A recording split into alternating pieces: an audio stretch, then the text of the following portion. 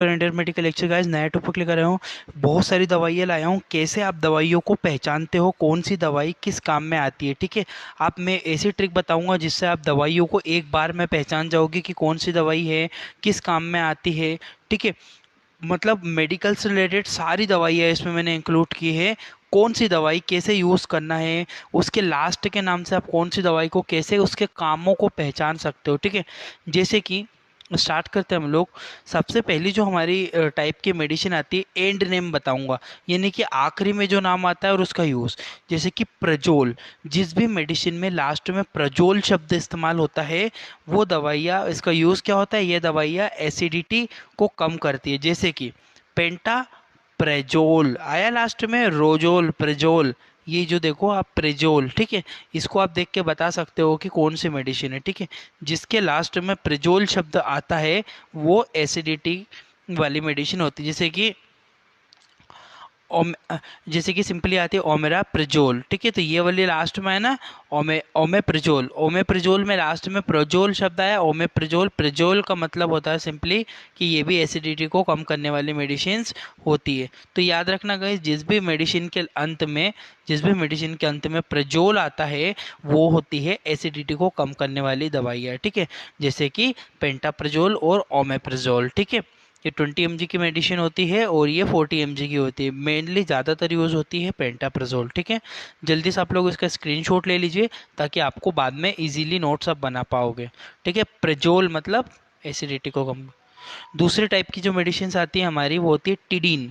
Last में जिस भी मेडिसिन में यदि टिडीन अगर आपको आता है, तो टिडीन शब्द का अर्थ आपको सिंपली समझ में आना चाहिए कि टिडीन का अर्थ होता है कि ये एसिडिटी को कम करती है। पहले हमने एसिडिटी को कम करने वाली कुछ गोलियां देखी थी, और जो होती है ये भी आपकी एसिडिटी को ही कम करती है। जैसे कि टिडीन का मतलब क्या होता है, रेनेटिडीन, और रेनेटिडीन के बाद सिमेटिडीन। ठीक है, रेनेटिडीन और सिमेटिडीन, ये दोनों मेडिसिन होती है, ये एसिडिटी को कम करती है आपकी। ठीक है, तो ये दोनों टाइप के मेडिसिन को याद रखना। जिस शब्द में या तो प्रिजोल आए मतलब वो क्या होती है, एसिडिटी को कम करती है, और जिसमें टिडीन आए, टिडीन का मतलब होता है रेनेटिडीन या सिमेटिडीन। नेक्स्ट जो हमारी मेडिसिन आती है उसके लास्ट में जो आएगा माइन। जिस भी दवाइयों में लास्ट में माइन आता है तो ये दवाइयाँ एंटी हिस्टामिन होती है और एंटी एलर्जिक होती है, जो एलर्जी को रोकती है, एलर्जी को खत्म करती है। जैसे कि आप लोग देख सकते हो एविल के नाम से मिलती है, पर लास्ट का नाम आप इसमें पहचानना, फेनेरा माइन आया लास्ट में माइन। तो जिस भी शब्द के अंत में माइन आता है, MINE, माइन। ठीक है, फेनेरा माइन। माइन मतलब आखिरी का शब्द माइन पहचानना, और माइन वाले शब्द का हिस्टामिन, एंटी हिस्टामिन और एंटी एलर्जिक दवाइयाँ होती है। कुछ इधर दिया हुआ है, फिनाइलो प्रोपेनोल, प्रोपेनोला माइन, ये आया लास्ट में माइन। तो याद रखना, माइन जिस भी मेडिसिन के अंत में माइन आता है वह दवाइयाँ एंटी हिस्टामिन और एंटी एलर्जिक दवाइयाँ होती है। ठीक है, देखो ब्रांड नाम कोई भी हो, जैसे कि एविल नाम है, इसका नेफ्रिन नाम है, तो देखो गाइस नाम तो अलग होंगे पर जो उसके अंदर कंपोजिशन है ना, हमेशा हमको वो देखना चाहिए। ठीक है, नाम तो क्या है, नाम तो कोई भी रख देगा। ठीक है, अब इसके एविल की जगह मैं और कोई नाम दे दूँ, पर इसके अंदर जो कंपोजिशन है फेनेरामाइन, माइन जो शब्द है वो याद रखना, जो नाम होता है, कंपोजिशन होता है, वो सेम होता है, फेनेरा माइन मेलेट। ठीक है, अब ये एविल क्या, अब दूसरे नामों से भी मिलती है एविल की गोलियां मार्केट में। ठीक है, बट फेनेरा माइन उसके अंदर कंपोजिशन होता है, माइन शब्द। नेक्स्ट जो हमारी जिनमें मेडिसिन आती मेडिसिन है के लास्ट में फेनिक आता है या प्रोफेन आता है। फेनिक या प्रोफेन का मतलब होता है कि जो दवाइयाँ एंटी इन्फ्लामेटरी को, इन्फ्लामेशन को, इन्फ्लामेट्रिक दवा, एंटी इन्फ्लामेट्रिक दवाइयाँ होती है, ये दवाइयाँ सूजन और दर्द को कम करती है। जैसे कि फेनिक और प्रोफेन। अब देखो डाइक्लोफेनिक आया लास्ट में फेनिक, तो फेनिक का मतलब क्या हुआ, एंटी इन्फ्लामेट्रिक और anti pain killer, pain killer में होती है। ठीक है, जैसे ये डाइनापार के नाम से, और ये रिएक्टिन के नाम से, इसमें भी डाइक्लोफेनिक है। देखो नाम तो यहाँ पे चेंज है, पर इनके अंदर पाया जाने वाला जो कंपोजिशन है वो कंपोजिशन डाइक्लोफेनिक सोडियम ही होता है। ये 50 mg का इंजेक्शन है, यह 75 mg का इंजेक्शन होता है। ठीक है गाइस, तो फेनिक शब्द समझ में आया। फेनिक का मतलब एंटी, अब देखो जैसे प्रोफेन बोला मैंने, तो आइब्यू प्रोफेन लास्ट में आया प्रोफेन, तो ये प्रोफेन का मतलब होता है एंटी इन्फ्लामेटरी मेडिसिन है। ठीक है, 200 mg की टेबलेट है, कोटेड टेबलेट है, ठीक है। ये कोटेड का मतलब नेक्स्ट वीडियो में मैं बताने वाला हूँ, शुगर कोटेड क्या होता है, कोटेड क्या होता है, सारी चीज़ों के बारे में। नेक्स्ट जो मेडिसिन है कीटोप्रोफेन। अब ये जो कीटोप्रोफेन है ना, कीटोप्रोफेन लास्ट में दिख रहा है आपको प्रोफेन शब्द। इस प्रोफेन का ही मतलब होता है कि एंटी इन्फ्लामेट्रिक मेडिसिन है। ये भी 100 mg की टेबलेट होती है, याद रखना, बहुत ही इंपॉर्टेंट है। प्रोफेन शब्द यदि आपको दिखाई दे, या फेनिक फेनिक शब्द आपको दिखाई दे, फेनिक यानी कि डाइक्लोफेनिक, डाइक्लोफेनिक, कीटोप्रोफेन, आइब्यूप्रोफेन, प्रोफेन जो शब्द हो, ये एंटी इन्फ्लामेट्रिक दवाइयाँ होती है। जल्दी से आप लोग इसका स्क्रीनशॉट ले लो ताकि आप लोग को पहचानने में आसानी होगी। फिर मैं नेक्स्ट मेडिसिन के ऊपर बढ़ता हूँ।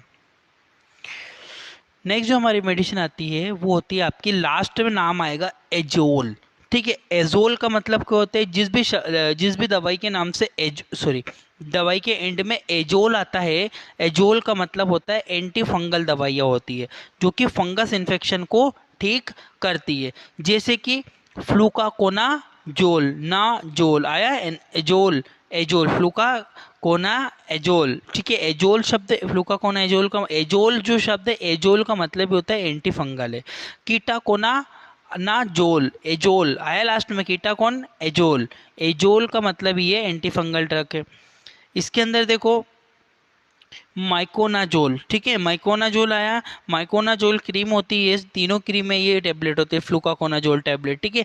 ये फंगल इन्फेक्शन को ठीक करती है। तो याद रखना कि जिस भी मेडिसिन के अंत में एजोल शब्द आता है, तो एजोल का मतलब ही होता है एंटी फंगल मेडिसिन जो कि फंगल इन्फेक्शन को ठीक करती है। फ्लूकाकोनाजोल टेबलेट है, कीटोकोनाजोल जो कि क्रीम है, और माइकोनाजोल ये भी क्रीम होती है। जल्दी से आप लोग इसका भी स्क्रीनशॉट ले लीजिए, फिर आगे बढ़ता हूँ मैं। नेक्स्ट हमारी जो दवाइयों के नाम में यदि माइसिन शब्द आता है यदि अंत में, तो यह दवाइयाँ एंटीबायोटिक दवाइयाँ होती है। यह बैक्टीरिया को नष्ट करती है, ठीक है।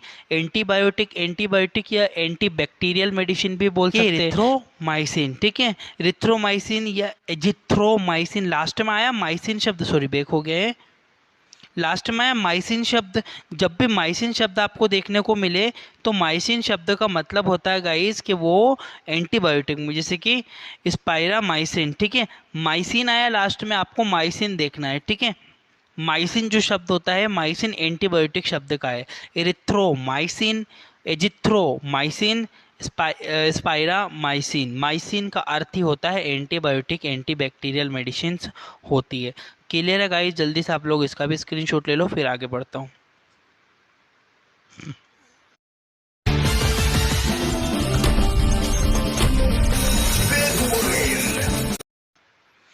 नेक्स्ट जो हमारी मेडिसिन आती है एंड नेम, यदि अंत में पाम या लाम आता है, तो वो दवाइयाँ एंटी एंजाइटी दवाइयाँ होती है। एंटी एंजाइटी मतलब क्या होता है, ये दवाइयाँ चिंता और तनाव को दूर करती है, सेडेटिव होती है, ठीक है, सो जाता है व्यक्ति इनसे, नींद वाली दवाइयाँ होती है, ठीक है। पाम और लाम, अब देखो जरा, डाइजे पाम आया लास्ट में, PAM, डाइजे पाम, ठीक है।